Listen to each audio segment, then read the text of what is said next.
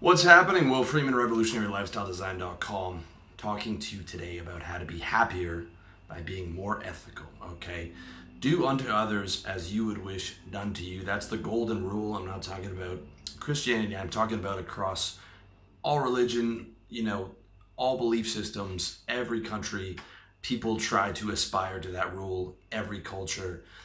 And there's a reason for it. It's because it is effective, all right? But it's taught in a way that I believe is not effective. A lot of the time, the spiritual teachings will be taught with guilt and shame, like, don't do this or you're a bad boy, or don't do this, you're a bad man, okay? The way it should be sold and the way everything should be sold is in your self-interest, as in you'll be happier if you act like this, okay? So that's the case that I'm gonna make for you today, all right? When you're ethical, you're happier. That's a fact. That's 100% fact within my reality and within the people that I observe. Show me a happy person, a consistently happy person who is not also a good person. That is very rare, okay? Because people that do dirty things and unethical things usually are not happy people. And it reflects in their children as well. They will have, a lot of people like that will go through divorce, or their kids are messed up and their kids don't talk to them as they get older, and on and on and on. The repercussions are monumental, okay? Because there's two pillars of self-esteem. One is being successful, how you are in the world, and that means how you look, how you dress, how you talk, what you've achieved, okay? That is a very real pillar of self-esteem. The other pillar is being a good person, okay? Those are the two. And you can have a guy who's super successful that doesn't like himself because he's not a good person. Or you can have the guy who is a good person and he, can be jealous of guys who are successful and sort of paints himself as a martyr, okay? Not all good people do that who aren't successful, obviously, but those are two examples of when they're out of balance, as opposed to a guy who is a good guy and he's also successful. That's where you want to be aiming to, in my opinion, okay? When you're not ethical, you rob yourself of feeling like a good guy. That's the fact, okay? Money can buy a lot. Success feels great, but it can't buy the feeling of helping people and being a good dude, and it can't buy your reputation. If you're really unethical in business, doesn't matter if you've made a lot of money and you beat the lawsuits, people are still going to look at you like you're a scumbag. They're like, oh man, that guy he rigged the system, he beat the lawsuits, he's not a good guy though, right? You're going to go to restaurants and people are going to whisper about you behind your back, or you're going to lose friends, and on and on and on. You're happier when you treat people the way that you want to be treated, okay? And in the long run, you become more successful eventually because people vouch for your legitimacy. It might take longer because you're not doing the get rich quick, selling garbage and lying and cheating. So you're not able to maybe close as many deals, right? If you're a real estate agent, you're not pushing that young family into a house that's, full of asbestos, okay? But eventually you start to get those referrals, people start to vouch for your legitimacy, you have repeat customers because you do a good job, and on and on and on. Also, think about it like this, all right? If you're in business, think about how you would like to be sold, okay? If you're taught, like, let's hard sell this guy and just pump it down his throat, would you like to be sold like that, all right? Would you like to be talked down to in a certain way if you were your friend, or if you were your girlfriend, or if you were a waiter? Would you like it if someone talked to you that way? Would you like being yelled at in the way that you yell at people, okay? The case is one of self-interest, not moralizing. First, if you talk or treat someone in a way that you don't like to be treated, your mind records everything you do. Your mind records every single thing you do. It's called the subconscious, or your conscience. You have this running track through your whole life of what you've done, all right? And so over a period of time, when you're consistently seeing yourself and acting in ways that you wouldn't like to be treated, that means you're acting in ways that you don't like, okay? Acting in ways you hate, if other people acted that way, that's how you're acting, all right? So how do you start to see yourself when you act in ways that you hate, or in ways that you would hate other people to treat you, okay? What self-image do you start to see? The answer is self-hatred. You hate yourself when you act in ways that you hate, okay? It's very simple, it's very logical. When you act in ways that you hate, you become a guy that you hate, and you will hate yourself, and you will suffer. You will suffer because you don't like the person that's looking in the mirror, all right? But here's a funny thing that happens, right? Nobody wants to hate themselves, and no one wants to think they're a bad person. I can tell you, Hitler and Mussolini did not think they were bad people. They thought they were saviors, okay?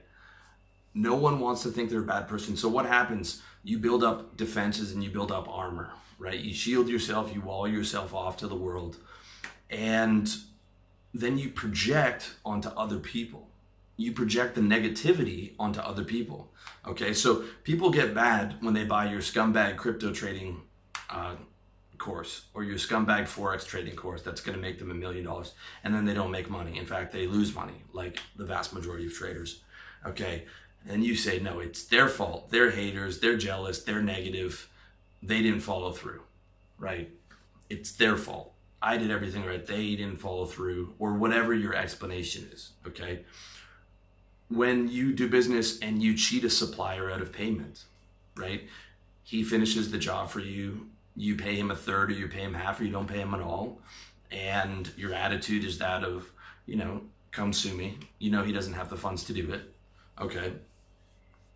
The way you psychologically get over that is in your mind. You say, well, he didn't do a good job, so he doesn't deserve to get paid, right? It's his fault. It's his fault. Yeah, I broke the contract, but it was his fault because he didn't do it right. Or I'll half pay him because he didn't do it to the extent that I wanted it done, right? Again, you're justifying yourself, projecting onto other people. And that can work for a time, but you start to live in fear of being found out when you keep pressing on, when you keep doing unethical things in business. You know that people don't like what you're doing, even though you're projecting them as wrong. So you start to develop a fear of like, I could get caught, or I could get called out, or I could lose my business, okay? And that goes on for a while until one day you get exposed, okay? That's going to happen. If you're unethical long enough in business, you better get used to lawsuits. You better get used to being publicly exposed. You better get used to being publicly shamed. You will get caught eventually, all right? That's what happens, okay? Look at Bernie Madoff. And your reputation suffers, and you're shamed publicly. Look at Jordan Belfort as a perfect example, okay? And don't believe this glorified version they portrayed of him in the movie. He was ripping off elderly. He was ripping off widows. He stole, they said, I think $100 million, and he's paid back maybe like $7 million of it, okay?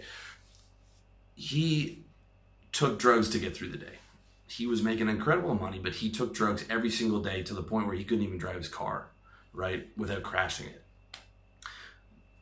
To live like that, he must have hated himself, so he would medicate with that amount of drugs just to be able to get through the day of doing what he was doing, okay? He lived in fear. I can't say this for sure, but I bet he lived in fear of being caught every day. When you're doing that much securities fraud, and you know the penalties, and you know the reputation and losing your business, he must have lived in fear every day, okay? And finally, he got caught, and what the prosecutor says, he broke down in tears like a little kid in the prosecutor's office. He lost his reputation, he lost his money, he lost his freedom when he went to jail.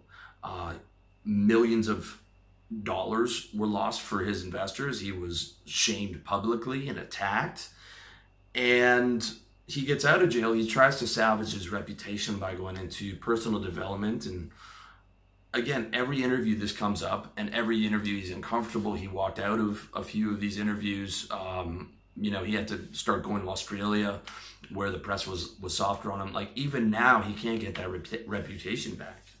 You know, you can't. People remember. Some people might buy in, but there's tons of people that remember, okay? And, you know, I'm not trying to be negative on the guy. It is what it is, but I'm just saying that's one of a million realities that comes out to play when you're not ethical, okay? When you're not ethical, you lose friends, you lose a girlfriend, you can lose your business, you risk shame, you risk self-hatred, you risk jail, maybe even violence if you piss off the wrong people. When you're ethical, you're good. You don't have to worry about that. You don't have to worry about any of that stuff.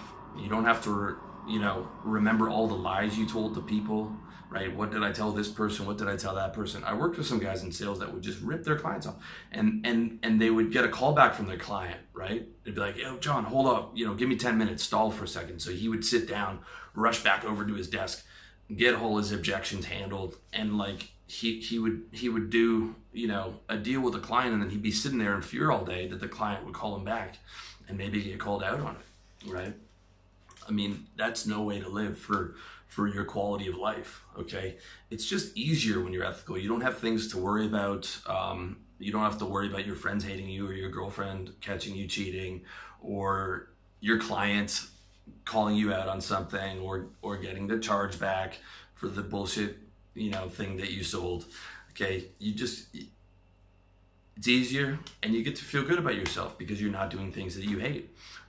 Even if you're just neutral, that's okay. But especially if you're doing things that you like, if you're acting like the kind of person you like in the way that you treat others in the way that you would want to be treated, then you get to feel good. Okay, I feel great when you guys give me nice comments on YouTube, and I would say 95% of the comments are nice. There are some hateful comments on there, but the vast majority of it is nice. I feel good. I'm like, man, I helped somebody today. And that's not something I learned until I really got into this business. About 2012, I was like, I really like helping people in a very selfish way. I get, like in terms of my own self-interest, it makes me happy, right? And you'll find that if you act that way, it'll make you happy, okay? You'll get positive feedback from your friends, or you'll get positive feedback from your customers and your clients. Like, he really helped me get the right home, or whatever it is that you're doing, okay? And in business, you get more referrals, you get to keep your reputation. Warren Buffett says it takes a lifetime to build a reputation and 5 minutes to lose it. That's very true. And when you're not ethical, there will come a day when you lose your reputation. So guard your reputation, right? Don't cheat yourself out of happiness by not being a good dude. Don't be unethical and have to live in fear and have to worry about when the next time you're getting called out is. Don't cheat yourself with that. You can make money and you can be ethical doing it. That's a major misconception that some people have, like all rich guys are unethical. Maybe $1 billion, right? Maybe to get to that billionaire level, they say every fortune has a crime involved, but I mean, 1, 5, 10 mil, I think you can do all that ethically, okay? It's just about like don't cheat yourself out of it, man.